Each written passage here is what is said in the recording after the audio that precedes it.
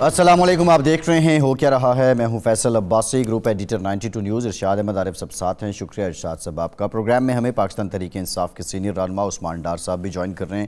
ڈار صاحب بہت شکریہ آپ کا، آپ سے گفتگو کریں گے۔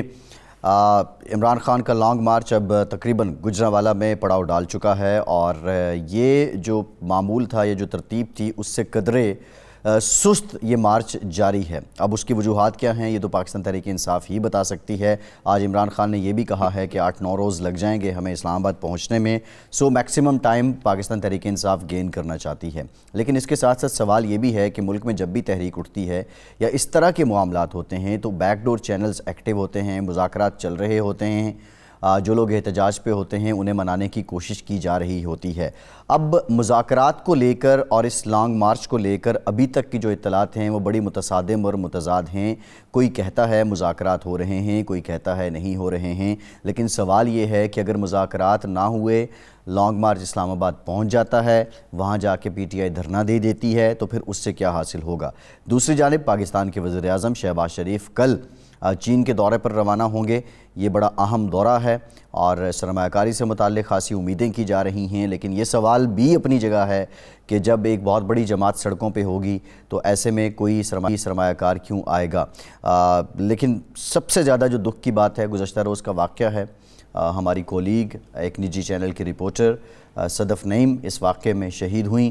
بظاہر جو سرکمسٹینشل ایویڈنس ہیں اس سے یہ ایک ایکسیڈنٹل موت معلوم ہوتی ہے، ایک بظاہر compensation in terms of money تو کی گئی ہے، لیکن ظاہر ہے جان کا تو کوئی ازالہ نہیں ہو سکتا۔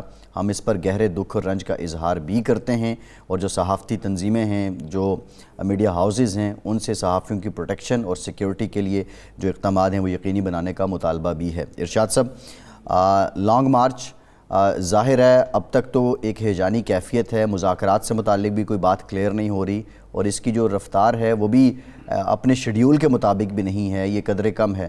میکسیمم ٹائم گین کرنے سے کیا عمران خان اپنے مطالبات منوا لیں گے، اور عمران خان کو جو کوئی انگیج کر رہا ہے بیٹھنے کے لیے یا نہیں؟ دیکھیں، ایک تو یہ تاخیر کی وجہ نظر آتی ہے۔ عمران خان نے پہلی دفعہ یہ لانگ مارچ حقیقی معنوں میں لانگ مارچ ہے۔ پہلے یہ ہوتا تھا کہ گاڑیوں پر لوگ سوار ہوتے تھے، ایک جگہ پہ پہنچ جاتے تھے، اگرچہ وہ قافلہ وہ بھی سست ہوتا تھا، لیکن مارچ کا مطلب تو یہ ہے کہ لوگ پیدل چل رہے ہوں اور وہ ایک منزل کی طرف بڑھ رہے ہوں۔ تو یہ پہلی دفعہ ہے کہ لوگ پیدل چل رہے ہیں اور کئی میل پیدل چلتے ہیں۔ لوگ گاڑیوں پر بھی ہیں جن کو یہ سہولت حاصل ہے، لیکن بڑی تعداد ایک آج ایک 70 سال کے بزرگ کا، 65 سال کے بزرگ کا ایک چل رہا تھا جو کنٹینر کے آگے آگے وہ باقاعدہ دوڑ رہے ہیں، اور وہ لاہور سے دوڑتے دوڑتے گجرانوالہ پہنچ چکے ہیں۔ تو ایک تو یہ ایک انفرادیت ہے اس لانگ مارچ کی، اس کی وجہ سے سست روی کا شکار بھی ہے۔ ظاہر بات ہے کہ کتنا زیادہ دوڑایا جا سکتا ہے، لوگوں کو تھکایا جا سکتا ہے۔ خان صاحب نے اسٹریٹجی یہ بنائی ہے کہ لوگ تازہ دم ہو کر اس میں شامل ہوں، لیکن اس کا جو فائدہ وہ تو آخری جو مقصد ہے، ہدف ہے انتخابات کا قبل از وقت انعقاد، وہ تو بعد میں دیکھیں گے جب یہ اسلام آباد پہنچے گا کہ وہ ہوتا ہے یا نہیں ہوتا۔ لیکن فوری فائدہ جو نظر آ رہا ہے، جس کا احساس حکمران اتحاد بالخصوص مسلم لیگ نون کو کرنا چاہیے۔ مسلم لیگ نون پر ایک دور میں پھپتی یہ کسی جاتی تھی بینظیر بھٹو صاحبہ کی طرف سے کہ یہ جی ٹی روڈ کی پارٹی ہے، کہ یہ ساہیوال سے اور ملتان سے پشاور تک ہو کے یہ جی ٹی روڈ پر جاتی ہے اور جی ٹی روڈ پر ہی ختم ہو جاتی ہے۔ لیکن آج 4 دن سے عمران خان کا جی ٹی روڈ پر قبضہ ہے، اور وہ علاقے جو گڑھ سمجھے جاتے تھے لاہور سمیت، گجرانوالہ سمیت، وہاں لوگ بڑی تعداد میں نکل رہے ہیں اور عمران خان سے اظہار یکجہتی بھی کر رہے ہیں، نعرے بھی لگا رہے ہیں، ان کی تقریریں بھی سن رہے ہیں، اور ان کا بیانیہ جو ہے وہ معذرت کے ساتھ میں عرض کروں گا کہ اس وقت تک متبادل بیانیہ موجود ہی نہیں ہے سوائے کہ عمران خان کی جائے۔ تو یہ جو صورتحال ہے، یہ سوچنا حکومت کا کام ہے کہ عمران خان کو آپ نے واک اوور دینا ہے یا انگیج کرنا ہے۔ ارشاد صاحب اس پہ ذرا آتے ہیں، میں ذرا ڈار صاحب کی طرف آؤں گا۔ ڈار صاحب یہ بتائیے گا کہ اب جو یہ سارے معاملات جس طرح چل رہے ہیں، یہ ڈیلے کیوں ہو رہا ہے؟ کیونکہ آج تو سیالکوٹ پہنچ جانا تھا جو پہلا آپ کا شیڈیول تھا اس کے مطابق خان صاحب نے. دیکھیں ڈیلے کی بنیادی وجہ یہ عظیم پاکستانی ہیں. تقریباً ہر روز 10 سے 12 کلومیٹر جب عمران خان صاحب آغاز کرتے ہیں تقریباً 12 بجے کے قریب، تو رات 7-8 بجے تک ایک تو ہماری کوشش ہے کہ ہم دن کی روشنی میں لانگ مارچ کریں. اگر آپ دیکھ سکیں جیسے ابھی یہ 92 پہ ویژولز آ رہے ہیں تو ایک تو بالکل کلیئرٹی آ رہی ہے کہ کس طرح لوگ سڑکوں پہ کھڑے ہیں، اور پھر جس طرح ارشاد اور سب کہہ رہے تھے کہ ساتھ چل رہے ہیں، میلوں چل رہے ہیں اور تھک نہیں رہے ہیں. تو 10-12 کلومیٹر جب آپ روزانہ سفر کریں گے، تقریباً 50-60 کلومیٹر کا راستہ ہے لاہور اور گجرانوالہ کا، تو کل 5واں دن ہوگا وہ گجرانوالہ میں انٹر ہوں گے. آج انہوں نے سیالکوٹ ہونا تھا. تو یہ سارا جو ڈیلے فیکٹر ہے یہ اس وجہ سے ہے کہ اتنی بڑی تعداد میں لوگ آ گئے ہیں کہ کنٹینر بھی اتنے 5-10 کلومیٹر کی رفتار پہ چل رہا ہے. جی یہاں تو گاڑیاں ہو نا تو آپ جلدی سے گاڑیاں بگائیں. اچھا عثمان صاحب قطع کلامی کی معافی، ڈاکٹر موہت پیرزادہ صاحب نے ہمیں جوائن کیا ہے. ڈاکٹر صاحب سے ہم جاننا چاہ رہے ہیں کہ پاکستان میں افواہیں گرم ہیں. ڈاکٹر صاحب پہلے تو یہ بتا دیجئے کیا آپ ابو دھابی میں کسی کسٹڈی میں ہیں؟ آپ گرفتار ہو چکے ہیں؟ Yes, that is such a stupid and ridiculous thing. On 25th of October, میں نے برٹش ایئر ویز کی ڈائریکٹ فلائٹ کی فار لندن، رائٹ، اور چھٹی لی بھی تھی کئی دن پہلے چینل سے آئی تھنک. ڈاکٹر صاحب آپ کا ولاگ آیا جب آپ یو کے پہنچے، تو اس کے بعد آج عمران خان صاحب نے یہ کہہ دیا کہ آپ ملک چھوڑ کر چلے گئے ہیں. حالانکہ ہمارے علم میں تو ایسی کوئی بات نہیں ہے، آپ نے چھٹی لی اور روٹین کے مطابق آپ یو کے گئے. تو یہ بات کیسے پھیلی کہ آپ بددل ہو کر ارشد شریف صاحب کی طرح یا صابر شاکر صاحب کی طرح ملک چھوڑ گئے ہیں؟ دیکھیے اسٹریس تو میں ضرور ہوں، لیکن ظاہر ہے میں تو چھٹی پہلے لی ہوئی تھی 15-20 دن پہلے سے. انوائٹ کی چھٹی لی ہوئی تھی، سب کو بتایا ہوا تھا، میری ٹیم کو بھی پتا تھا انوائٹ کی چھٹی لی میں یہاں سے 25 کو. جب میں نے ویلاگ کیا تو اس ویلاگ کے شروع میں نے یہ کہا، کیونکہ لوگ مسلسل مجھے ٹیکسٹ لوگوں نے کرنے شروع کر دی، چونکہ کلائمیٹ فیئر ہے اس وقت پاکستان میں ارشد شریف کی مرڈر کے بعد. تو بے تحاشا لوگوں نے مجھے ٹیکسٹ کرنے شروع کر دیے، ٹویٹ کرنے شروع کر دیے کہ ڈاکٹر موہت کہاں ہیں، خیریت سے ہیں، کسی مصیبت میں تو نہیں پڑ گئے. تو جب میں نے اپنے ویلاگ کا آغاز کیا تو میں نے اس کے شروع میں کہا کہ چونکہ میں پاکستان میں نہیں ہوں، میں اس وقت یوکے کے اندر ہوں، اور ذات میں نے کہہ دیا میں کینیا میں نہیں ہوں، میں گریٹر لیگل جوریسڈکشن میں، اور میں مسلسل چونکہ شہر چینج کر رہا ہوں، بیکاز میں لندن پہلے آیا، لندن سے راستے اور پھر دوبارہ لندن آیا، پھر اور شہروں میں گیا. میری فیملی یہاں تھی، میرے فادر لا کا 40واں تھا، میں پہلے نہیں آیا تھا، میرا برٹش پاسپورٹ رینیول میں تھا. جب آپ کا برٹش پاسپورٹ رینیول میں ہوتا ہے تو نہ آپ کو ایمرجنسی ٹریول ڈاکومنٹ ملتا ہے، نہ آپ ویزا پہ برٹن ٹریول کر سکتے ہیں. برٹش سٹیزنس کو اپنے ہی پاسپورٹ پہ ٹریول کرنا ہوتا ہے. تو جب مجھے پاسپورٹ ملا تو میں نے 92 سے باقاعدہ چھٹی لی. میں نے بتایا کہ میرے فیملی میں مجھے ٹریول کرنا ہے. میں نے اس کنڈیشن کو ریسٹ شروع کرنے کے لیے یہ کہا کہ چونکہ میں مختلف شہروں سے پھر رہا ہوں تو میں ذرا ویلاگس نہیں کر پا رہا، بیکاز ویلاگس کرنے ہر جگہ انٹرنیٹ ملنا، ایک جگہ کال ملنا، ایک ٹائم ملنا جو ہے ممکن ہے، ٹائم زون کا بھی ڈفرینس ہے. تو میں نے وہ ایکسپلینیشن دی، اس کو پھر کسی نے الٹا ہے اس کے اوپر یوٹیوب پہ لوگوں کے ذہن میں بات. میں نے کہا کچھ لوگ شوگل میلہ بھی ہے، کچھ لوگ سینسیشن سے پلے کرنا چاہتے ہیں، بہت لوگوں کو جینوئنلی مس انڈرسٹینڈنگ ہو گئی ہے. اور چونکہ میں ایبسنٹ ہو گیا، میں روز ایک ویلاگ کرتا ہوں، 1 یا 2 میں نے ویلاگ نہیں کیے، میں ٹیلی ویژن اسکرین پہ نظر نہیں آیا، تو لوگوں نے اس پہ ایک نیریٹو جو ہے وہ شیپ ہو گیا. لیکن میں یہ سمجھتا ہوں کہ آپ نے اچھا کیا مجھے لے لیا. اس میں دیکھیے کلائمیٹ آف فیئر اور انسرٹینٹی پیدا ہو گئی ہے پاکستان میں. گزشتہ 6-7 مہینے سے جس طرح سے میڈیا کو ٹریٹ کیا گیا ہے، جس طرح سے آربیٹری اریسٹ ہوئے ہیں، لوگوں کو اریسٹ کیا گیا، ٹارچر کیا گیا، ڈیٹین کیا گیا، ان کے اوپر درجنوں FIR جیسے ارشد شریف مرحوم جو ہیں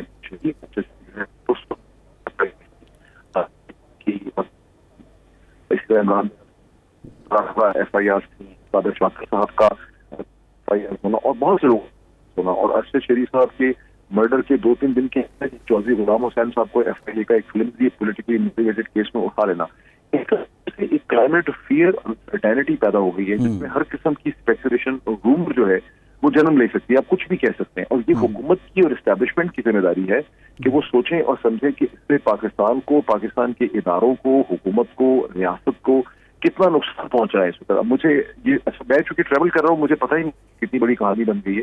مجھے روئٹر نے بھی کانٹیکٹ کیا, مجھے BBC نے بھی کانٹیکٹ کیا, مجھے CNN نے بھی کانٹیکٹ کیا, مجھے انڈین میڈیا نے بھی کانٹیکٹ کیا. میں نے سب کو لکھ کے ایک نوٹ بھیجا ہے کہ بھائی میں بالکل سیف ہوں, مجھے کسی نے ڈائریکٹلی تھریٹن نہیں کیا. ہاں پاکستان میں جرنلسٹ جو ہیں وہ جنرلی سیف نہیں ہیں اور اس کلائمیٹ کو امپروو کرنے کی ضرورت ہے. میری ریکویسٹ یہ ہے کہ ہم سب کو نے بھی مجھے کانٹیکٹ کیا کہ ہمیں حکومت کو یہ سمجھانے کی ضرورت ہے کہ PDM کی گورنمنٹ اسٹیبلشمنٹ کا سب سے امپورٹنٹ رول ہے, جوڈیشری کا رول ہے.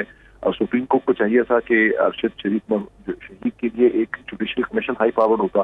FIA اور پولیس کے سب آرڈینیٹ آفیسرز کی انکوائری بنانا تو مذاق ہے کہ اگر یہ آفیسرز اپنی تھاٹ میں ایکٹنگ میں انڈیپینڈنٹ ہوتے پھر ارشد شریف کے خلاف 16 FIR سنا ہوتی, پھر عمران ریاض کے خلاف 17 FIR سنا ہوتی, بیکاز FIR تو کتنی گراؤنڈس کے اوپر بنائی گئی ہیں. ڈاکٹر صاحب حکومت نے ارشد شریف صاحب کے حوالے سے تو اب 3 رکنی جوڈیشل کمیشن بنا دیا ہے. جسٹس عبدالشکور پراچا صاحب اس کے سربراہ بھی ہیں, تو یہ توقع کرنی چاہیے کہ وہ فیکٹس سامنے آئیں گے. لیکن DGI-SPR نے اپنی پریس کانفرنس میں یہ کہا کہ ارشد شریف صاحب یا کسی صحافی کو اس ملک میں کوئی تھریٹ آف لائف جو ہے وہ نہیں ہے, اور اپنی وجوہات کی پر لوگ وہ باہر گئے اور ارشد شریف صاحب خیر واپس بھی آنا چاہتے تھے. لیکن آپ تو مطلب ہے ایک روٹین کے وزٹ پر ہیں اور کسی تھریٹ کی وجہ سے خدا نخواستہ آپ ملک سے باہر نہیں گئے. جی میں یہ کہہ رہا ہوں کہ مجھے کسی نے ڈائریکٹلی تھریٹن نہیں کیا, لیکن جو انسرٹینٹی ہے کہ ہر ٹویٹ کے بعد آپ کو کال آ جائے, ہر ٹویٹ کے بعد آپ کو کہا جائے کہ ملیں آ کے, آپ کو گھنٹوں بٹھا دیا جائے, اور ایک ہیراسمنٹ کی کلائمیٹ تو بہرحال ایگزسٹ کرتی ہے. میں چونکہ زیادہ کوشش ہوں, بہت سے اور جرنلسٹ جو ہیں وہ اتنے محتاط الفاظ استعمال نہیں کرتے, میں تو اکیڈیمک لینگویج میں بات کرتا ہوں, تو پھر اس وجہ سے لوگوں کو اتنا غصہ نہیں آتا. لیکن جو پاکستان میں اس وقت ایک کلائمیٹ آف فیئر ہے, اس کلائمیٹ آف فیئر کو ٹھیک کرنے کی ضرورت ہے. اور جس جوڈیشل کمیشن کی طرف ارشاد عارف صاحب نے اشارہ کیا میں نے وہ دیکھا ہے, لیکن وہ ایک ریٹائرڈ جج صاحب کی جسٹس شکور جو ہیں ان کے لیے بنایا گیا. ہونا تو یہ چاہیے تھا کہ بہت بڑا واقعہ ہوا ہے نا, اس کو آپ 1 مہینے کی انکوائری رپورٹ ڈال کے اور پولیس اور FIA کے آفیسرز بھیج دینا وہاں پہ, that does not mean anything. اس کا مطلب ہے کہ آپ صرف آپٹکس جنریٹ کر رہے ہیں, آپ سنسیئر نہیں ہے ان ایڈریسنگ ایشو. جب پاکستان کی حکومت کے ہاتھ بالکل اس کو چاہیے کہ سامنے آئے فرنٹ فٹ پہ پوری دنیا کے سامنے کہے کہ ہم تو UN کی ایجنسی ہیومن رائٹ کمیشن جو ہے, UN ہیومن رائٹ ہے کمیشن ہے, یہ ہیومن رائٹ واچ ہے دنیا کی, انٹرنیشنل میڈیا کے ساتھ مل کے ہم ایک ٹرانسپیرنٹ انویسٹیگیشن کرنا چاہتے ہیں, کیونکہ اس میں ایک دوسری جورسڈکشن بھی انوالو ہے. وہاں ایک انکویسٹ ہونی چاہیے. جو پولیس آفیسرز وہاں ہیں جو کہتے ہیں کہ ہم نے گولی چلائی, ابھی آلٹرنیٹ سیریز اس میں آ رہی ہیں, ان سب کی ایک اوپن. اچھا ڈاکٹر صاحب یہ جو آپ بات کر رہے ہیں ڈاکٹر صاحب, اس پہ ہمارے ساتھ قمر زمان قاہرہ صاحب تھے پچھلے دنوں, انہوں نے یہ آفر کی کہ اگر جو صحافی برادری ہے یا ارشد صاحب کے جو لواحقین ہیں وہ یہ کہتے ہیں کہ UN سے تحقیقات کروانی ہیں, اسکاٹ لینڈ یارڈ سے کروانی ہیں, اگر کینیا کا جو لا آف لینڈ ہے وہ اس کی پرمیشن کرتا ہے تو ہمیں کوئی اعتراض نہیں ہے, ہم تو ہر طرح کی تحقیقات کے لیے ریڈی ہیں. اب رسپانسبلٹی جو فرینڈز آف ارشد شریف ہیں یا جو ہماری جرنلسٹ فیٹرنیٹی ہے, ہماری تنظیمیں ہیں, اس پہ بھی ایک رسپانسبلٹی بڑھ جاتی ہے. تو اس تناظر پہ کوئی کام ہوا ہے, آپ کی کسی سے بات ہوئی ہے؟ دیکھیے کینیا کامن ویلتھ کنٹری ہے, اور اگر پاکستان آفیشلی ریکویسٹ ان کو کرے گا, ہم چاہتے ہیں کہ in the interest of transparency and to restore confidence, یہاں پر ایک UN کا UN کے کمیشن کا یہ مطلب نہیں کہ پورا UN وہاں پہ آ جائے گا. UN 2-3 لوگوں کی گنتی لگائے گا, اس میں کم از کم یہ ٹرسٹ ہوگا کہ ان کو حکومت پاکستان اور کینیا کی گورنمنٹ ان کو ڈائریکٹلی کنٹرول نہیں کرتے ہوں گے. اور اسی طرح سے جو انٹرنیشنل میڈیا ہے جیسے الجزیرہ ہے, ریسرچ رپورٹرز سانس فرنٹیئر ہے, اپنے ہیومن رائٹ آرگنائزیشنز ہیں, ہیومن رائٹ واچ ہے, HRW, ایمنسٹی انٹرنیشنل ہے, ایمنسٹی US ہے, روئٹرز خبر رساں ایجنسی ہے, یہ سب اس میں انٹرسٹڈ ہے. اگر ان کے ریپرزینٹیو دیے جائیں اور وہ اوپن کوشچننگ ہو, یہاں لیگل ایشوز تو نہیں ہے, یہاں تو فیکٹس اسٹیبلش کرنا ہے. تو جرنلسٹ تو نہیں نا جا کے ریکویسٹ کر سکتے کینیا کی حکومت سے, یعنی یہ PSU کا کام تو نہیں ہے, یہ تو پاکستان کے فورن آفس نے یا گورنمنٹ نے یا فورن منسٹر نے یا فورن سیکرٹری نے آفیشیل ایک ریکویسٹ جو ہے ان سے کرنی ہے. تو اس کو سیریسلی لیا نہیں گیا, مطلب اس پہ صرف آپٹکس ہو رہے ہیں. میں ظاہر ہے پاکستان کے باہر سے اس کو دیکھ رہا ہوں, اگر اتنا بڑا الزام لگ جائے کسی ریاست کے اوپر کہ وہ جرنلسٹ کو مار رہی ہے, تو پھر تو اس کو بڑے اسٹرانگ ایکشن لینے کی ضرورت ہے. مطلب اپنے پولیس آفیسرز کو بھیج دینا وہاں پہ FIA کے, ان کی تو بیچاروں کی کیا کریڈیبلٹی ہے. اگر پولیس آفیسرز کی کریڈیبلٹی ہوتی تو یہ FIRs بنتی ہیں جرنلسٹ کے اوپر 16, 17, یہ تو کبھی بن ہی نہیں سکتی تھی. کیا امریکہ میں کوئی حکومت یا برطانیہ میں کوئی حکومت 16, 17 FIRs بنا سکتی ہے اسپوکن یا ریٹن ورڈ پہ اپنے کسی جرنلسٹ کے خلاف؟ کوئی پرائم منسٹر ایک ٹانگ پہ بھی کھڑا ہو جائے تو نہیں کر سکتا ایسے. تو یہ وہ ایشوز ہیں جو یہاں پہ جن کی ڈبیٹ ہونی چاہیے اور ان کی ڈبیٹ نہیں ہوتی. دوسری بات ہے, دنیا میں ماڈرن ورلڈ میں کوئی ڈیموکریسی ایسی نہیں ہے جہاں اسپوکن ورڈ یا ریٹن ورڈ کے اوپر گرفتاریاں ہوتی ہوں, FIRs کرتی ہوں. کون سی ایسی جورسڈکشن ہے؟ آپ یہ پوچھیں کوشچن قمر زمان طاہرہ صاحب سے, تو بتا دیں کوئی ایسی لیگل جورسڈکشن ہے کیا ہندوستان میں اسپوکن یا ریٹن ورڈ کے اوپر کیس بن سکتا ہے؟ کیا برطانیہ میں بن سکتا ہے, آسٹریلیا میں, نیوزی لینڈ میں, امریکہ میں, کینیڈا کے اندر کہیں بن سکتا ہے؟ ترکی میں بھی شاید بنتا ہو. جی ٹھیک ہے, بہت شکریہ ڈاکٹر موحد پیرزادہ صاحب, سینئر اینکر 92 نیوز ہمارے ساتھ تھے اور انہوں نے وضاحت دی. وہ دفتر سے باضابطہ طور پر چھٹی لے کر اپنی ذاتی مصروفیات کے باعث ملک سے باہر ہیں. انہوں نے یہ بھی کہا کہ انہیں ڈائریکٹلی کسی قسم کا انہیں نہیں دھمکایا گیا ہے, اور جو افواہیں ان سے متعلق ابو دھابی میں گرفتار ہونے سے متعلق ہیں وہ بے بنیاد ہیں. ایک بریک کے بعد دوبارہ حاضر ہوتے ہیں.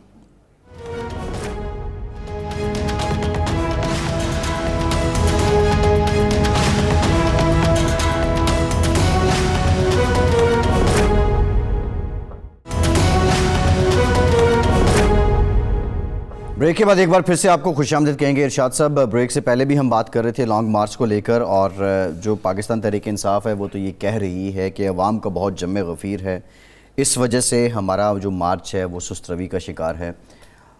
بندے کم یا زیادہ ہوں یہ ایک علیحدہ بحث ہے, لیکن زندہ تحریک ہے. اس بات کو سمجھا جا سکتا ہے کہ یہ تحریک جو ہے وہ زندہ ہے, اور عمران خان کے بیانیے پہ لوگ لبیک بھی کہہ رہے ہیں. لیکن اب معاملہ یہ ہے کہ کل پاکستان کے وزیر اعظم چین جا رہے ہیں. 2014 میں جب چین کے صدر نے پاکستان آنا تھا, عمران خان اس وقت بھی سڑکوں پر تھے. الٹیمیٹ نقصان پاکستان کا ہو رہا ہے. بیک ڈور مذاکرات ہو رہے ہیں, نہیں ہو رہے, کیونکہ بیک ڈور چینل کے بارے میں کہتے ہیں وہ کبھی بند نہیں ہوتا. اس کی حقیقت کیا ہے؟ دیکھیں, دو مسائل ہیں ہمارے. ماضی میں جب بھی کوئی صورتحال پیدا ہوتی تھی تو کچھ نہ کوئی ایسا شخص ملک میں لوگ ایسے موجود ہوتے تھے جو ان کو ڈاکٹر نصر اللہ خان صاحب تھے, مجید نظامی صاحب تھے, مصطفیٰ صادق صاحب تھے, اور کئی لوگ تھے, حکیم سعید صاحب تھے, جن کی تمام سیاسی جماعتوں کے اندر ایک پذیرائی تھی, اعتبار تھا, اثر رسوخ تھا, اعتبار تھا, احترام تھا. تو وہ اب ایسی شخصیات نہیں رہیں, یہ مسئلہ ہے. دوسرا یہ ہے کہ اسٹیبلشمنٹ کا کردار جو ہوتا تھا وہ مصالحانہ بھی ہوتا تھا اور غیر جانبدارانہ بھی ہوتا تھا. اب وہ نیوٹرل ہیں, اور وہ اتنے زیادہ نیوٹرل ہیں کہ وہ کہتے ہیں جی تم جانو تمہارا کام جانے. اچھا, تیسرا جو مسئلہ ایک کلچر ہمارے ہاں آیا ہے میں نہ مانوں کا, وہ پہلے بھی تھا لیکن اب بالکل ہی بڑھ گیا ہے. اب کسی بات پہ آپ نہ خان صاحب کو قائل کر سکتے ہیں, نہ میاں نواز شریف صاحب کو قائل کر سکتے ہیں, نہ زرداری صاحب کو قائل کر سکتے ہیں. یعنی 6 ماہ میں جتنا نقصان مسلم لیگ نون نے اٹھایا ہے, لیکن ضد یہ ہے کہ جی ہم نے مدت پوری کرنی ہے. جی, چودھری صالح حسین صاحب نے ہمیں جوائن کیا ہے, مسلم لیگ قاف کے سینئر رہنما ہیں, وفاقی وزیر ہیں. بہت شکریہ چوئی صاحب آپ کے وقت کا. چوئی صاحب, جو بنیادی طور پہ ہم آپ سے یہ جاننا چاہ رہے ہیں, اب یہ جو سارے حالات اس وقت پاکستان میں بن چکے ہیں, اور اس میں لانگ مارچ آئین کے مطابق احتجاج کا حق ہے کسی بھی شہری کو, PTI کو بھی ہے, لیکن وفاقی حکومت اس کی ایک مخالفت کر رہی ہے. ریزن کیا ہے؟ بجائے اس کے کہ آپ ان کو انگیج کریں, مذاکرات کریں, مخالفت کیوں ہو رہی ہے؟ بسم اللہ الرحمن الرحیم. جی شکریہ اپنے پروگرام میں مدعو کرنے کا. جی میرے خیال میں ایسا مخالفت تو کوئی نہیں کر رہا جی, صرف ان کو تلقین کر رہے ہیں کہ یہ ضابطے ہیں جن کو فالو کیا جائے. اس کے علاوہ تو کوئی ایسا ان کو کوئی روک یا منع تو کوئی نہیں کر رہا جی. نہیں چو صاحب, ان کی مارچ کافی دنوں سے چل رہی ہے. جی دو چیزیں ہیں جس کی وجہ سے مخالفت. ایک تو ہے کہ ڈپٹی کمشنر کو انہوں نے درخواست دی, ابھی تک وہ ان کو اجازت نہیں مل رہی وہاں جلسہ کرنے کی, دھرنا دینے کی. دوسرا, آپ نے ریڈ زون کا دائرہ جو ہے وہ آپ لے آئے ہیں 0 پوائنٹ تک, یعنی پورے اسلام آباد کو آپ نے ریڈ زون ڈکلیئر کر دیا. تو یہ ایک رکاوٹ ڈالنے والی بات ہے نا. اس کا مطلب ہے اسلام آباد میں انٹری نہیں ہو سکتے. نہیں, اسلام آباد کی بالکل حدود کے اندر ہی, ریڈ زون کے بعد جو ایریا وہ بھی اسلام آباد کی حدود نہیں آتا جی. صرف یہ ہے کہ وہ ایکسٹرا کاشیس ہو رہے ہیں جی, کیونکہ وہ جس طرح بار بار کچھ ان کے جو ہیں لیڈران وہ کہہ رہے ہیں کہ جی شاید ہو سکتا ہے کراؤڈ ہمارے کنٹرول سے بھی باہر ہو جائے. جی, تو اس کے لیے پھر وفاقی حکومت کی ذمہ داری تو بنتی ہے نا کہ جی اس کنٹرول کو بہتر بنایا جائے۔ چودھری شجاعت صاحب کی ہمیشہ ایک پالیسی رہی ہے مفاہمت کی، مذاکرات کی، وہ کہتے ہیں کہ جی مل جل کر چلنا چاہیے، آپ ان کی نمائندگی کرتے ہیں خاندانی بھی اور سیاسی بھی، تو آپ کوئی پل بننے کے لیے تیار ہیں اپوزیشن اور حکومت کے درمیان، یا آپ حکومت کے ساتھ ہی کھڑے ہوئے ہیں، وہ غلط کرے صحیح کرے وہی ٹھیک ہے؟ نہیں، اصل میں اگر تو مدعا سمجھ آ جائے نا جی اور جو جائز بات ہو تو ضرور کھڑے ہوں گے جی۔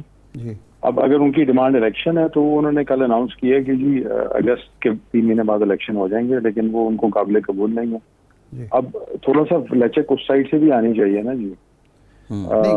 میں سمجھتا ہوں کہ وزیر اعظم صاحب جب انہوں نے تقریر کی اسمبلی میں تو انہوں نے اس ٹائم بھی ان کو دعوت دی جی کہ مساق معاشیت یعنی اکنامک جو ہے بات اس کے اوپر بیٹھ کے بات کرتے ہیں، اور ان کو ٹوٹلی ریفیوز کیا دوسری سائڈ نے۔ تب تک میرے خیال میں ان کو چاہیے تھا کہ ہم بات کرتے ہیں کہ اکانومی کے اوپر ہم بات کرتے ہیں، آپ کے ساتھ بیٹھتے ہیں، لیکن وہ بھی ریفیوز کر دیا۔ اب اس اکانومی کے اوپر بات چیت کا تو کوئی سیاست سے بھی لینا دینا نہیں ہے، لیکن وہ بات چیت کے لیے میرا خیال ہے تیار ہیں۔ چوہی صاحب جو حکومت کی مذاکراتی کمیٹی ہے اب تک اس کی کارکردگی کیا ہے جو وزیر اعظم صاحب نے بنائی، رانا ثناء اللہ صاحب جس کے کنوینئر ہیں؟ اور کمیٹی بناتے ہی رانا ثناء اللہ صاحب نے اور مریم اورنگزیب نے اعلان کر دیا کہ ہم مذاکرات عمران خان سے نہیں کریں گے۔ جی میرے خیال میں یہ آپ کی بات ٹھیک ہے، میں سمجھتا ہوں ابھی تک کوئی اس میں کوئی پیش رفت ہوئی نہیں ہے سچ۔ جی تو پھر یہ مذاکراتی یہ کمیٹی کر کیا رہی ہے چوہی صاحب؟ میرے خیال ہے ان کی کوئی ابھی ایسا کمیٹی کی میٹنگ ہوئی نہیں ہے آپس میں، کیونکہ میرے خیال ہے دوسری سائڈ سے بھی پی ٹی آئی کی طرف سے بھی کوئی سامنے نہیں آ رہا کہ جس کے ساتھ مذاکرات کیے جائیں۔ جی صحیح۔ چوہی صاحب یہ جو الیکشن ہے جلد الیکشن، یہ کوئی عجوبہ نہیں ہے، آئین بھی اس کی اجازت دیتا ہے، اور جب معاملات بگڑ رہے ہوں یا بحران ہو ملک میں یا ڈیڈ لاک ہو تو الیکشن ہی ایک واحد حل ہوتا ہے، تو اس سے انکار کی وجہ کیا ہے؟ میرے خیال ہے انکار نہیں کر رہے وہ، میرے خیال ہے یہ ایگو کا ایشو ہے۔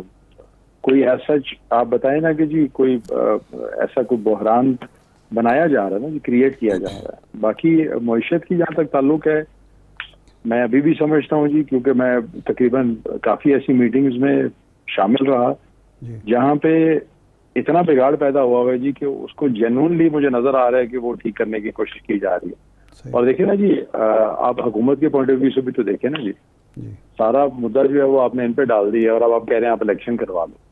تو حکومت کی تو یہی خواہش ہے کہ ہم اسٹیبلائز کریں اکانومی کو، تھوڑے سے حالات بہتر کریں، تاکہ جب ہم الیکشن میں جائیں ہماری کارکردگی کے اوپر ہمیں لوگ سراہیں بھی اور ووٹ بھی ڈالیں۔ چوہی صاحب ایک نیچرل فینومینا ہے جی، کل وزیر اعظم صاحب یک طرفہ ہو کے نہ سوچیں نا جی۔ صحیح ہے۔ اچھا چوہی صاحب، کل وزیر اعظم صاحب چین کے دورے پہ جا رہے ہیں، ایک تو یہ بتا دیجئے کہ کیا آپ بھی ان کے ہمراہ ہوں گے، اور دوسرا یہ بتائیے وزیر اعظم چین میں ہیں، ایک بڑی جماعت سڑکوں پہ ہے، آپ اگر کسی کو دعوت بھی سرمایہ کاری کی دیں گے یا ہم چین سے کوئی مدد بھی چاہیں گے تو وہ آپ نہیں سمجھتے کہ کنونس کرنا مشکل ہو جائے گا؟ جی بالکل، میں سمجھتا ہوں جی اسٹیبلٹی ایک سب سے امپورٹنٹ چیز ہے جی کسی بھی سرمایہ کار کے لیے، اور وہ دیکھ رہے ہیں بڑی کلوزلی واچ کر رہے ہیں، چائنا بھی سعودی عرب بھی، ان دونوں کے پلانز تھے ہیں بھی سرمایہ کاری کے، لیکن اوبیسلی ان وجوہات کی وجہ سے ان کو بھی تشویش ہو رہی۔ میں سمجھتا ہوں کہ یہ سوچنا چاہیے اس حوالے سے اپوزیشن کو کہ جہاں پہ میں اسی لیے کہہ رہا تھا نا کہ اگر شروع میں ہی جو دعوت تھی وزیر اعظم کی کہ آئیں بیٹھتے ہیں اکانومی کے اوپر مل کے بات کرتے ہیں، عمران خان صاحب کو انہوں نے ڈائریکٹلی دعوت دی تھی جی، اور لیکن وہ اس پہ انہوں نے آگے سے سیاسی مذاق میں جو ہے وہ اڑا دیا کہ ہم تو بات ہی نہیں کرنا چاہتے کسی حوالے سے۔ تو اگر وہ بات ہوگی ہوتی تو ایٹ لیسٹ سب آن بورڈ ہوتے، ایک پیج پہ ہوتے۔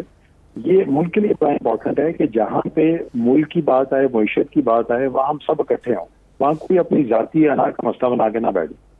صحیح۔ چوہی صاحب یہ الیکشن کی بات اس لیے بھی ایک ویلڈ پوائنٹ ہے کہ موجودہ حکمران اتحاد جب اپوزیشن میں تھا تو یہ مارچ تک 8 مارچ تک ان کا ایک ہی مطالبہ تھا کہ الیکشن ہونے چاہیے، اور متعدد جو موجودہ حکومت کے زعماء ہیں وہ مختلف ٹی وی پروگراموں میں، جلسوں میں، اجتماعات میں یہ کہتے تھے کہ اگر ہم عدم اعتماد کامیاب ہوتی ہے، ہم اقتدار میں آتے ہیں تو زیادہ سے زیادہ 60 دن میں ہم الیکشن کرا دیں گے، لیکن اب 6 ماہ کے بعد وہ کہتے ہیں کہ ہمیں 8 مہینے 10 مہینے مزید چاہیے۔ میرا خیال ہے جی کیونکہ یہ کسی ایک جماعت کا فیصلہ نہیں ہے جی، اس لیے کنسنسس اس پہ نہیں آیا جی، اس کی وجہ سے میں سمجھتا ہوں کہ یہ فیصلہ ڈیلے ہوتا رہا اور اتنا ڈیلے ہو گیا کہ اس کے بعد اور کوئی راستہ نہیں تھا اس کے علاوہ کہ حکومت اب اگر انہوں نے سنبھال لی ہے تو وہ اب حالات ٹھیک کریں، معیشت کو ٹھیک کریں. شروع کے پہلے 2 ہفتوں میں ہو جاتا تو ہو جاتا. وہ اس فیصلے میں آپ بالکل جنرل فرما رہے ہیں کہ بہت تاخیر ہو گئی، اس ٹائم نہ کی ہوتی تو یہ ہو جانا تھا جی. لیکن کیونکہ اس میں اور اتنی 10-11 سیاسی اور جماعتیں ہیں، سب سے مشورہ کیا ان میں کئی کا یہ مشورہ تھا کہ جی الیکشن ابھی نہیں، ٹائم وقت پہ ہونا چاہیے.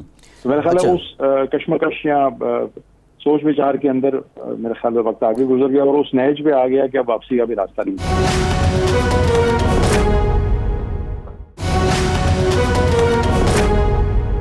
چوہدری صاحب یہ بتائیے گا، چودھری شجاعت صاحب کا جس طرح ارشاد صاحب نے بھی بات کی کہ ہمیشہ سے ایک بڑا مدبرانہ اور مصالحت کار کا کردار رہا ہے، ان موجودہ حالات میں حکومت اپوزیشن کے بیچ یہ برف پگھلانے کے لیے کیا چودھری صاحب سے کسی نے رابطہ کیا، اور کیا اگر رابطہ کیا جائے تو چودھری صاحب اپنا کردار ادا کرنے کو تیار ہیں؟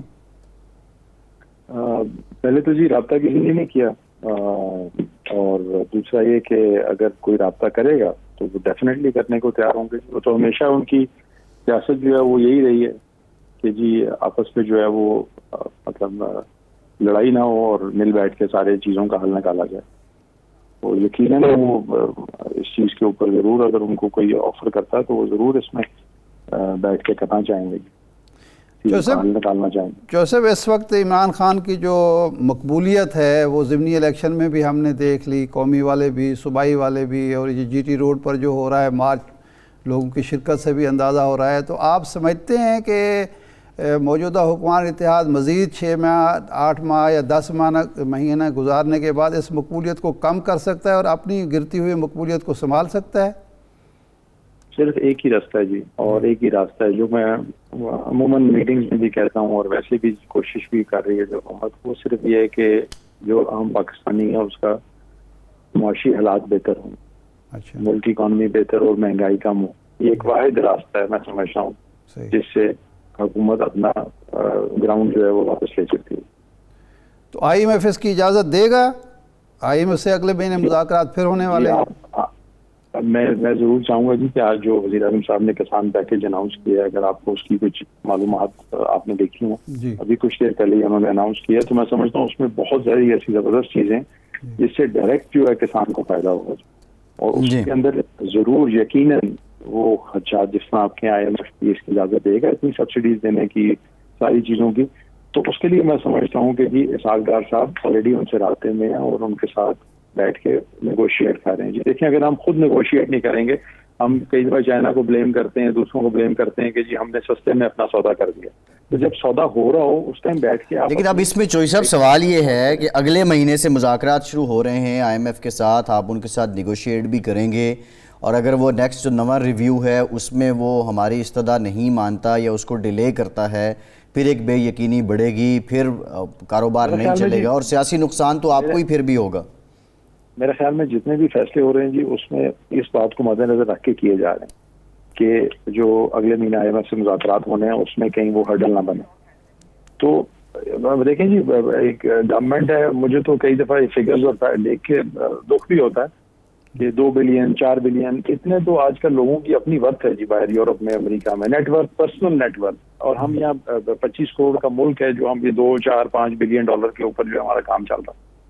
تو ہمیں سوچنا چاہیے جی اس کے اوپر بڑا سیریس ہو کے کہ ہم اور مزید سورس آف ریونیو گورنمنٹ کے ہونے چاہیے، صرف ٹیکسز کے اوپر جو ہے وہ انحصار نہیں ہونا چاہیے یا قرضوں کے اوپر نہ ہو. اور ہمارے ملک کے اندر جی ایسی کئی ساری ایسی چیزیں اللہ تعالیٰ کرے کہ جی وہ سامنے پڑی ہوئی، بس آپ نے پکڑ کے اٹھانی ہے. تو میں تو یہی چاہوں گا، میں تو جہاں بھی بیٹھتا ہوں جی یہ مشورہ دیتا رہتا ہوں، اور ہماری منسٹری کا بھی یہی کام ہے. مجھے یہاں آ کے کافی ساری چیزیں مزید معلومات بھی ملی کہ پچھلے 3-4 سال میں کیا کچھ ہوتا رہا اور آگے کیا کچھ ہو سکتا ہے. پاسبلٹیز اینڈلیس ہیں، صرف ایک کنوکشن چاہیے جی. جوسف، ویلتھ کریشن ہی واحد حل ہے جس طرح آپ بھی کہہ رہے ہیں، نہ قرضوں سے کوئی کام بن سکتا ہے نہ کسی اور طریقے سے. لیکن ویلتھ کریشن کے تو ظاہر بات ہے جب تک سرمایہ کاری ملک کے اندر نہیں ہوتی، انڈسٹری کو سستی بجلی نہیں ملتی، سستی گیس نہیں ملتی، ٹیکس کم نہیں ہوتے. وہ شعبہ تو حکومت نے جو ہے وہ IMF گروی رکھ دیا ہے, بجلی مہنگی, گیس مہنگی, باقی چیزیں جو ہیں, تو پھر ویلتھ کریشن کیسے ہوگی؟ وہ پھر تو قرضے ہی لینے پڑیں گے. میں ابھی بھی سمجھتا ہوں کہ جی یہ جو بجلی والے IPPs کے ہمارے کانٹریکٹس ہیں ان کو ریویو کرنا چاہیے. جی میں اس چیز کا برملا میٹنگز کے اندر بھی ذکر کرتا رہتا ہوں. میں کہتا ہوں کہ آپ فکر نہ کریں, آپ نے سوورن گارنٹی ضرور دی ہوئی ہے ان IPP پلانٹس کو, لیکن انہوں نے بھی آپ کے ساتھ اور اس ملک کے ساتھ, قوم کے ساتھ بہت بڑا ڈاکہ ڈالا ہے جی. یعنی اگر 100 روپے کی چیز تھی, انہوں نے 200 روپے کی آپ کو شو کر کے اس کے اوپر 20% آپ سے گارنٹی لی گئی ہے. اس کو ریویو کرنا چاہیے جی. کوئی آپ کے خلاف بیرون ملک عدالتوں میں, انٹرنیشنل کورٹس میں نہیں جائے گا, آپ ان کے خلاف بلکہ جا سکتے ہیں. اس لیے ان کو ایک کمرے میں بٹھائیں, 12-13 لوگ ہیں, ان کو بٹھائیں کمرے میں, ان کو کہیں ری نیگوشیٹ ہوگا, آپ نے جو کمانا تھا کھانا تھا کر لیا, اب ری نیگوشیٹ ہوگا. اس کے علاوہ ہمارا گزارا نہیں ہے جی. ہم کس طرح یہ 2500 ارب روپیہ کس طرح دیں گے جی؟ صحیح ہے. اچھا چوہی صاحب, لاسٹ کویسچن آپ سے. آپ یہ کہہ رہے ہیں کہ حکومت کی جانب سے عمران خان کے ساتھ یا PTI کے ساتھ کسی سطح پہ کسی قسم کے کوئی مذاکرات نہیں ہو رہے؟ میرے نالج میں تو نہیں ہے جی. میں نے کچھ پتہ بھی کیا تو میرے خیال میں کوئی ایسا ابھی تک انگیجمنٹ ہوئی نہیں. صحیح ہے. کسی اور کوارٹر سے انگیج کیا جا رہا ہے عمران خان کو؟ I'm not certain جی, کوئی آئیڈیا نہیں ہے جی. ٹھیک ہے, بہت شکریہ چودھری صالح, آپ کے وقت کا, آپ ہمارے ساتھ موجود تھے. ایک بریک کے بعد دوبارہ حاضر ہوتے ہیں.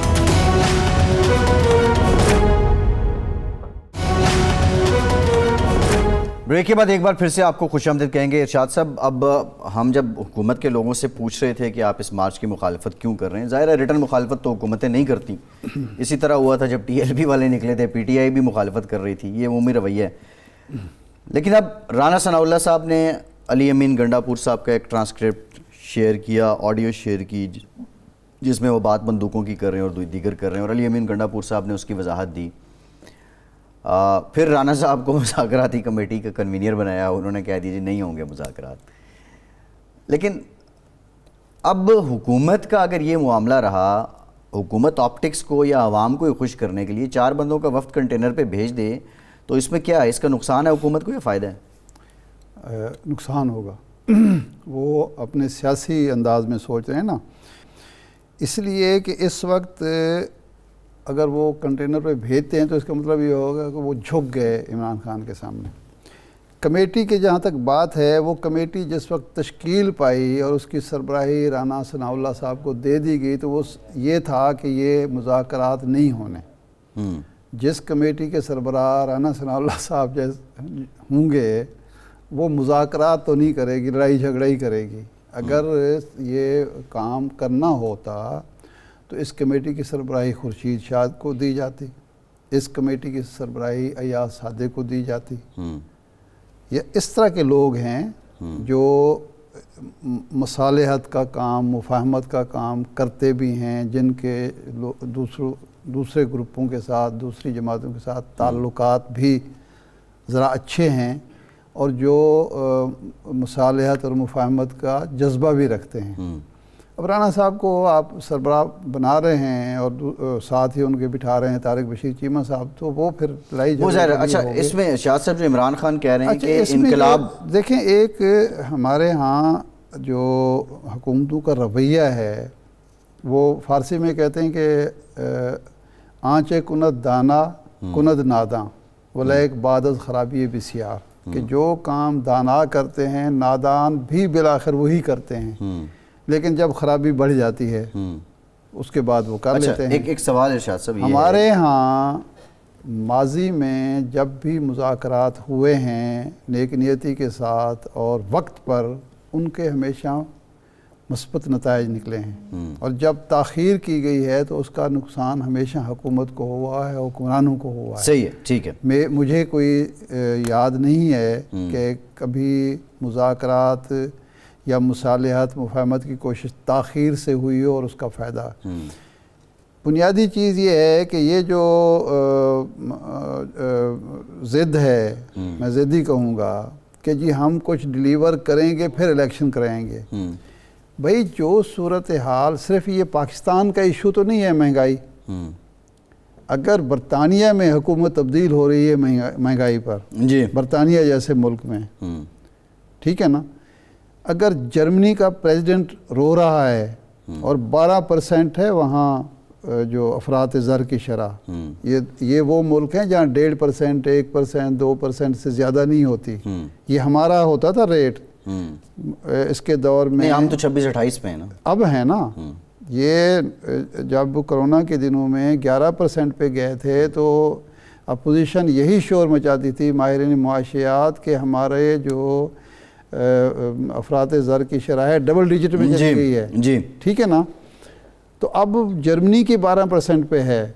ٹھیک ہے وہ ساری باتیں ٹھیک ہیں لیکن پاکستان کے جو حالات ہیں. ایک سیکنڈ.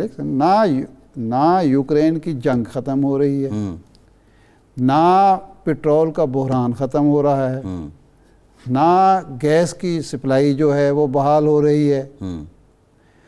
وہ جس کی وجہ سے یہ مہنگائی ہو رہی ہے وہ عوامل جب موجود ہیں تو آپ جتنی تاخیر کریں گے اس سے آپ میکسیمم کیا کر سکتے ہیں کہ سبسڈی دیں گے, آپ کی معیشت پر مزید بوجھ آئے گا, آپ کے IMF آپ سے مزید ناراض ہو جائے گا اور اس کے نتیجے میں فائدہ آپ کو کچھ بھی نہیں ہوگا. میں ارشاد صاحب جو بات کرنا چاہ رہا ہوں یہ بالکل ٹھیک ہے, عوامل کے مہنگائی اور یہ حکومت کے حق میں نہیں جا رہی باتیں, حکومت کے خلاف سینٹیمنٹ خرابی ہو رہا ہے. لیکن آج جو خان صاحب کہتے ہیں کہ یہ سوچ لیں کہ انقلاب بیلٹ باکس سے آئے گا یا خون ریزی سے آئے گا, اب اس سے کیا مراد ہے خون ریزی سے؟ خان صاحب کو الفاظ کے انتخاب میں ہمیشہ احتیاط کرنی چاہیے. وہ غیر محتاط زبان استعمال کرتے ہیں. جس طرح سوشل میڈیا پہ بات چلی محیط پیرزادہ صاحب کے حوالے سے, انہوں نے جلسے میں کہہ دیا. وہ جس طرح 35 ڈاکٹر صاحب کہہ رہے ہیں میں اپنی ذاتی مصروفیات پہ گیا ہوں. مطلب خان صاحب ایک بڑے لیڈر ہیں, ملک کے وزیر اعظم 3.5 سال رہ چکے ہیں. اس وقت وہ رول ماڈل ہیں لوگوں کے, بڑے مقبول لیڈر کے طور پر. ان کو زبان پر کنٹرول کرنا چاہیے اور ایک تو الفاظ کا انتخاب محتاط ہونا چاہیے, دوسرا ہر خبر پر, ہر سنی بات پر یقین نہیں کرنا چاہیے.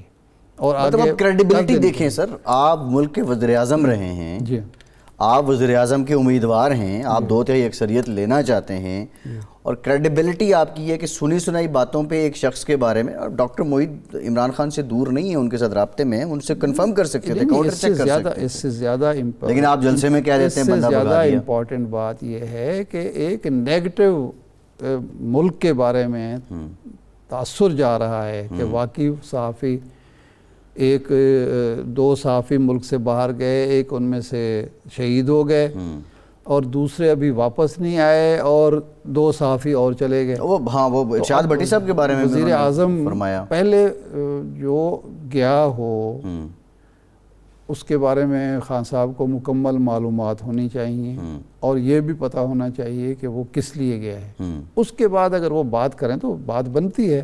بالکل ٹھیک ہے. صورتحال تو یہاں صحافیوں کے لیے یا میڈیا ہاؤسز کے لیے مشکلات تو ہیں, پہلے بھی ہوتی تھیں, اب ذرا زیادہ ہیں. لیکن جب ایک شخص جو ایک ملک کا مقبول سیاستدان ہے, سابق وزیر اعظم ہے, آئندہ کا وزیر اعظم وہ خواہش مند ہے, تو اس کو تو بڑی احتیاط کے ساتھ بات کرنی. دوسرا اس سے یہ بھی ظاہر ہوتا ہے کہ عمران خان کو یہ اصل بات رہے گی, اس میں بات رہے گی جو آپ نے کہا تھا, وہ ٹویٹ جو تھی, تو ان کو یہ بات خونریزی والی کرنی نہیں چاہیے. لیکن یہ بات ہمیں بحیثیت قوم, ہماری لیڈرشپ کو یہ سوچنا چاہیے کہ موجودہ حالات میں کوئی ایسا راستہ اختیار نہیں کرنا چاہیے کہ ہماری معیشت کو, ہماری سیاست کو, ہماری جمہوریت کو اور ہماری سلامتی کو خطرات لاحق ہوں. مہنگائی موجود ہے, بد امنی بڑھ رہی ہے, سیاسی جو محاذ آرائی ہے اس میں روز بروز اضافہ ہو رہا ہے, لوگوں کے جذبات مشتعل ہو رہے ہیں اور مشتعل کیے جا رہے ہیں. پہلے 3.5 سال یہ لگ رہے, اب 6 ماہ سے خان صاحب لگے ہوئے ہیں. ایسی صورت میں جب آپ عوام کے جذبات کی کو اہمیت نہیں دیں گے, اب عوام کے جذبات کو سمجھنے کی کوشش نہیں کریں گے تو صورتحال کوئی بھی رنگ اختیار کر سکتی ہے. سیاسی جماعتوں کا یا سیاسی لیڈرشپ کا فائدہ یہ ہوتا ہے کہ وہ ان جذبات کو چینلائز کرتے ہیں. لیکن چینلائز کرنا صرف اپوزیشن کی ذمہ داری نہیں ہے, حکومت کی بھی ذمہ داری. لیکن ایک سوال یہ بھی ہے, جذبات جو ہیں عمران خان کی فیور میں زیادہ ہیں, اس میں کوئی شک نہیں. عمران خان کی بات کو لوگ مان رہے ہیں, میں اکثر کہتا ہوں کہ وہ کہہ دیں کہ ابھی باہر سورج نکلا ہے تو ان کے فالوورز نے کہنا ہے کہ سوا نیزے پہ ہے، اس میں کوئی دو رائے نہیں ہے.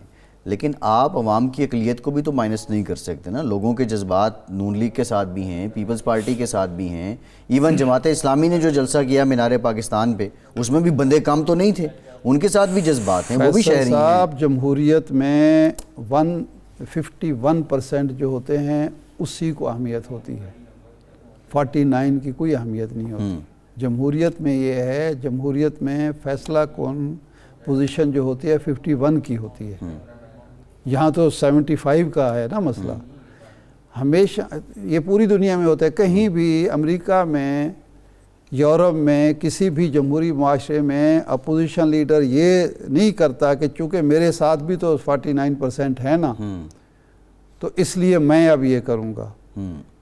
51% اگر اس وقت عمران خان کے ساتھ ہیں یا اگر نہیں ہیں تو آپ الیکشن کرا کے ٹیسٹ کر لینا. کل بڑی اچھی بات کی عمران خان فواد چودھری نے، اس نے کہا کہ یہ مارچ ناکام ہو گیا. وزراء کرام کہتے ہیں اس میں 300-400 500 لوگ ہیں، 1000-1500 لوگ ہیں. تو میڈیا کو ہر طرح کی آزادی دے دیں، میڈیا پر یہ اس کو دکھانا شروع کر دیں، لوگ وہ خود بخود گھر جا کے بیٹھ جائیں گے کہ یہ تو ناکام ہو گیا ہے. تو الیکشن کرا کے آپ پتہ چل جائے گا کہ عوام کا موڈ کیا ہے، اور عوام کا جو منتخب نمائندہ ہوگا وہ اس سچویشن کو بہتر انداز میں ڈیل کرے گا. صاحب سوال یہ ہے کہ ہم کیسے ڈٹرمن کریں کہ 51 عمران خان ہے جبکہ 274 ووٹ لے کے 174 ووٹ لے کے شہباز شریف وزیر اعظم بنے.